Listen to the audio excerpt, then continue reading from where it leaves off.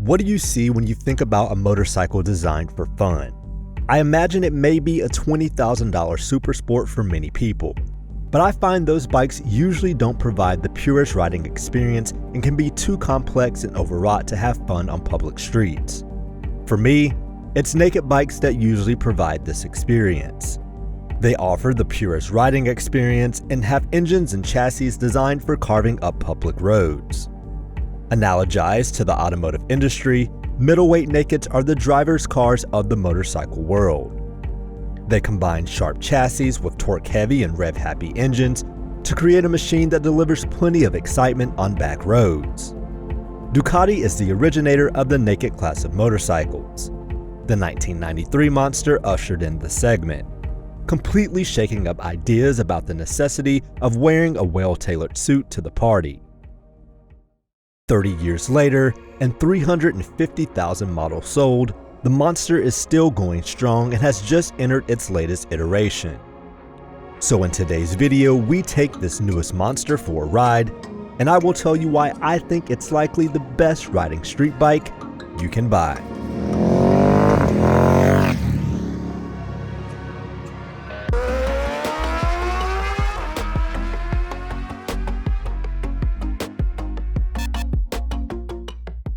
Before we begin, I'd like to give a huge shout out to Motorcycles of Charlotte in Charlotte, North Carolina for letting me spend time with this Monster Plus.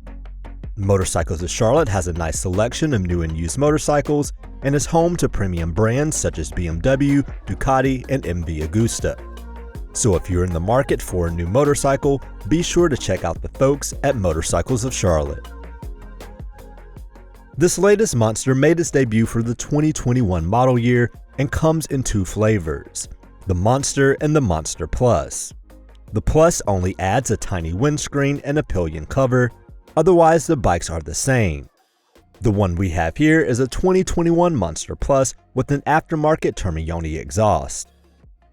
With a bike as iconic and popular as the Monster, it would have served Ducati well to stick very close to the winning formula of previous generations. But take a quick look around this newest Monster and you'll realize a lot has changed. Gone is the iconic trellis frame, which has defined the Monster for decades. In its place is a Panigale-inspired aluminum short frame. There's no way around the fact that the trellis frame is aesthetically more pleasing to look at. But the aluminum setup is nearly 10 pounds lighter than the steel frame and more compact. The more you dive into the Monster's changes, the more you realize how much weight loss was part of Ducati's focus.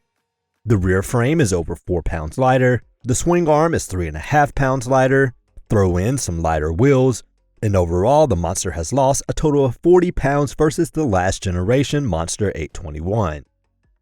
Ducati says they used the 1993 Monster as the inspiration for this one, but I find it hard to compare the two. The tank is supposed to be shaped similarly to the old model, but I don't quite see it. Up front, Ducati calls the headlight round, but it's not. However, it does function well, and I love the way Ducati integrated the turn signals into the side of the bodywork. It helps keep things clean. Overall, this newest Monster has lost most of its visual excitement, and some of the plastic pieces border on looking cheap. But the fit and finish are still good.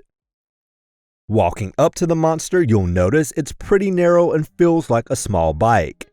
The seat height is 32.3 inches, and the 3.7 gallon tank is very narrow. This makes getting on and off the Monster easy to do, and lifting the bike off the kickstand takes little to no effort. The Monster also has a good amount of storage space and an electrical outlet under the seat, which can be removed using the key. A non-adjustable 43mm KYB fork supports the chassis up front with 5.1 inches of travel. A KYB monoshock is in the rear, adjustable for preload, with 5.5 inches of travel. Brembo provides the brakes with monoblock, 4-piston calipers biting dual 320mm disc up front, and a Brembo 2-piston caliper gripping a 245mm disc in the rear. Cornering ABS is standard.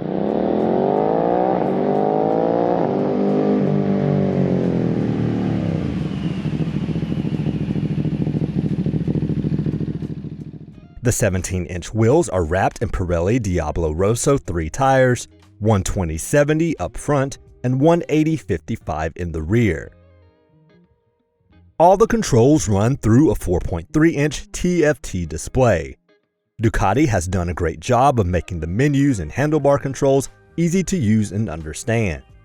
The left side of the handlebar has the typical buttons for the lights and navigating through the menus, and the switches on the right side of the handlebar have the standard setup for the ignition and start-stop button.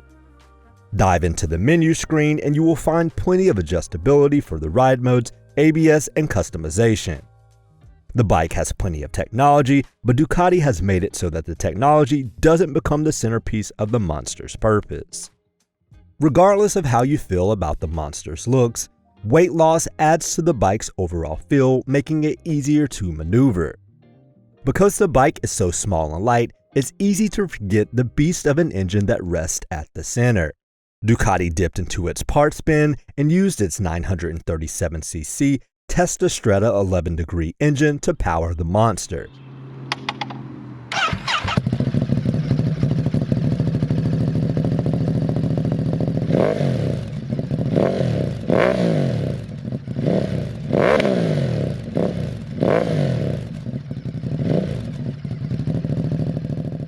The same engine can be found in the Multistrada 950, Hypermotard 950, and the Supersport 950.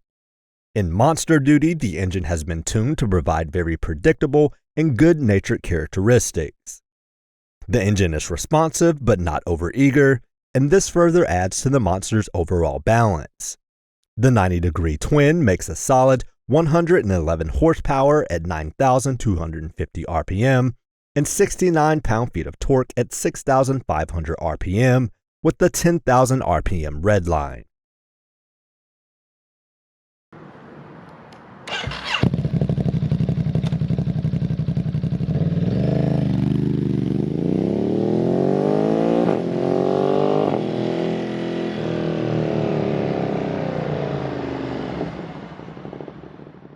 I've ridden many bikes, and within minutes of hopping on the Monster, I was reminded of why I fell in love with motorcycles in the first place.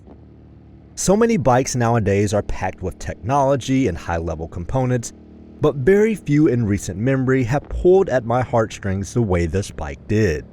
On paper, I was a bit skeptical, especially considering the suspension provides no adjustability at this price range, and that this bike is going up against stiff competition like Triumph's Street Triple and Yamaha's MT-09. But the damping is near perfect, and the low-weight diet makes this bike telepathic in corners. It made me feel brave in some circumstances, and seemed to pat me on the back as if it was encouraging me to relax and have fun. I must admit, a lot of the excitement this bike provided came from the Termi exhaust, which sounds absolutely stunning.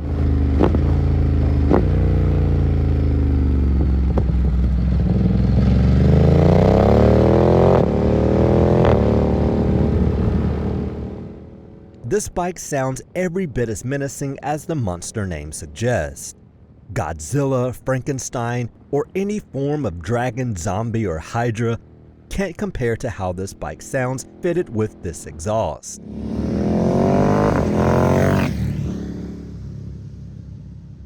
It's a drug as powerful as any, and I indeed found myself flying high, flicking through gears, hearing the Testastretta work its magic and explode fuel.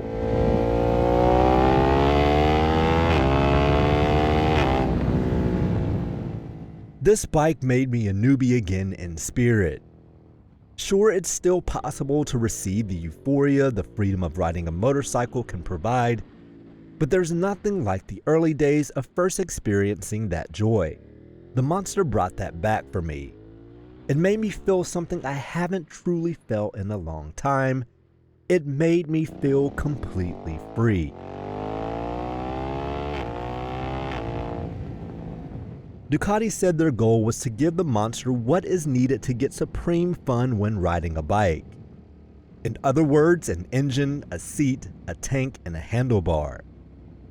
If that was their goal, they completely surpassed it. This bike offers more than just supreme fun. It offers an escape, a therapy that very few things in life can provide. This newest Monster has tapped into the root of what a motorcycle designed for fun should be. It's not technology, it's not 200 horsepower, it's purpose. Once it was time to give back this bike, very simply, I didn't want to. I was left thinking about the bike for quite a while afterward, and I also got upset with myself because I felt as though I was cheating on my significant other. Anyone that knows me is well aware that I am a massive fan of Triumph, in particular their Street Triple. It's a bike that's perfect in almost every respect. But this last generation Street Triple has leaned too heavily into the sport bike arena. It still offers outstanding dynamics, a butter smooth triple engine, and unmatched build quality. But for all those things, I believe the Ducati Monster has surpassed it in a very crucial area, and that's street riding. The Triumph is called a Street Triple after all, but because it is much more performance focused, especially in RS trim, it has become less of a gem on public streets. Don't get me wrong, I still absolutely adore the Street Triple, and the Monster aside, nothing else comes close to it in terms of street performance. But Ducati has nailed it with the Monster. I can't think of any other bike I have ridden that provides this much fun for street riding.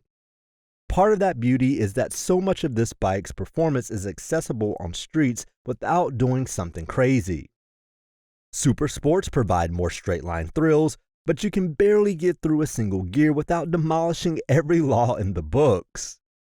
Corners can be carved with Super Sports, but in many cases the bikes feel nervous at lower speeds or are so refined that they don't require much work from the rider.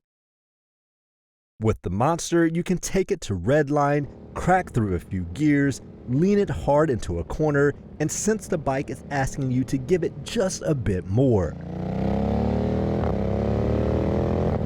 The engine pulls hard from every RPM, and the torque is broad and can be felt throughout the entire rev range. You don't need to rev it to redline to get any of the joy out of the Monster, but it's quite okay if you decide you want to.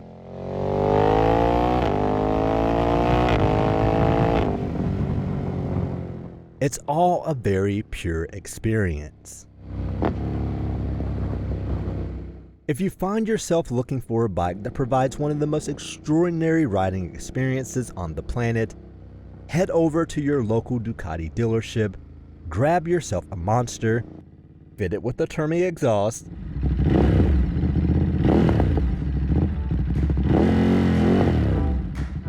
and enjoy what makes being on two wheels one of the greatest gifts of being alive.